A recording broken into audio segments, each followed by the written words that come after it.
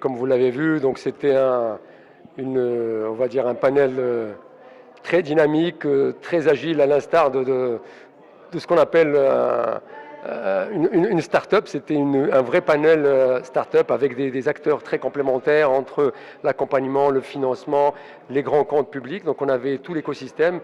Et ce qui ressortait, c'est qu'il fallait effectivement faire en sorte de mettre en valeur les startups, de leur donner aujourd'hui, je dirais, l'accompagnement et toute l'attention qu'elles méritent, avoir effectivement des incubateurs accélérateurs de dimension mondiale, investir non pas uniquement dans les startups, mais aussi dans l'accompagnement et aussi, je dirais, dans ce qu'on appelle les bourses de vie des fondateurs, parce que ces gens-là, quand ils quittent leur travail, s'ils n'ont plus de revenus, c'est très compliqué. Sinon, le time to market est très important. C'est-à-dire que si on ne permet pas à des gens de partir tout de suite créer une boîte, quand ils partent 1 an ou 2 ans après, c'est déjà trop tard. Donc c'est vraiment important de bien comprendre qu'on a une grande opportunité, puisque le Maroc a déjà fait un certain nombre de choses pour être un hub.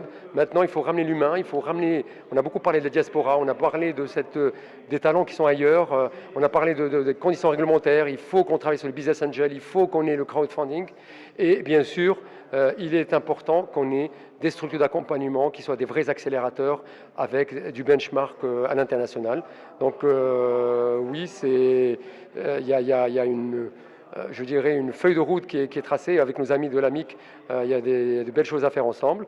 Donc la CGM prendra ses responsabilités pour que demain, cette ambition aujourd'hui, qui était une question, on puisse dire qu'on a tracé aujourd'hui ou qu'on a participé à tracer la feuille de route pour que demain, on ait, je dirais, tous les ingrédients pour être une nation start-up. Après le panel ce soir qui s'est tenu sur le modèle de la Startup Nation, quels sont les besoins actuels de l'écosystème et des entrepreneurs en général pour passer vers un modèle de Startup Nation? La première chose, c'est qu'on a besoin d'un programme national qui va vraiment nous donner comme ambition de devenir une Startup Nation.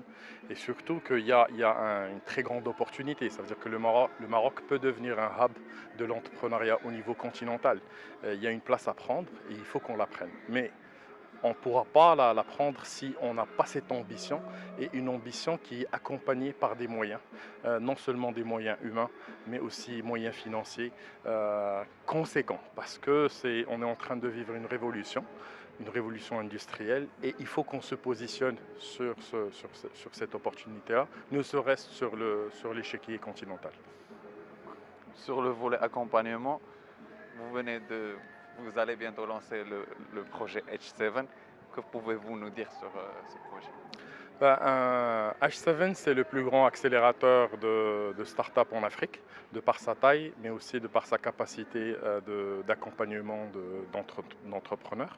Notre ambition, c'est vraiment d'aller dans les capitales mondiales pour attirer les talents marocains et africains et de les faire revenir au Maroc, sur le continent, pour qu'ils travaillent sur l'émergence d'une nouvelle génération de start-up marocaines et africaines qui sont capables d'avoir un impact concret sur le continent. Mais pour pouvoir vraiment, je dirais, réaliser cette mission, il nous faut des moyens. Et c'est pas juste pour H7, je pense que les incubateurs et les accélérateurs sont des fabriques de start-up, et ces fabriques de start-up, ils ont besoin de moyens humains de très haut calibre et des moyens financiers pour pouvoir attirer ce top talent, parce que ce top talent-là, ils ont l'habitude de fréquenter des incubateurs, des accélérateurs à Paris, à Londres, à Montréal, à New York, à San Francisco, à Dubaï. Quand ils reviennent au Maroc, ils ne seront pas satisfaits, ils ne seront pas attirés par un incubateur ou un accélérateur qui n'a pas le même niveau. Ce qui fait, c'est que l'État, les différents organismes publics, les grands groupes marocains doivent, je dirais, accompagner ces structures pour, je dirais, se développer et avoir les moyens de cette ambition.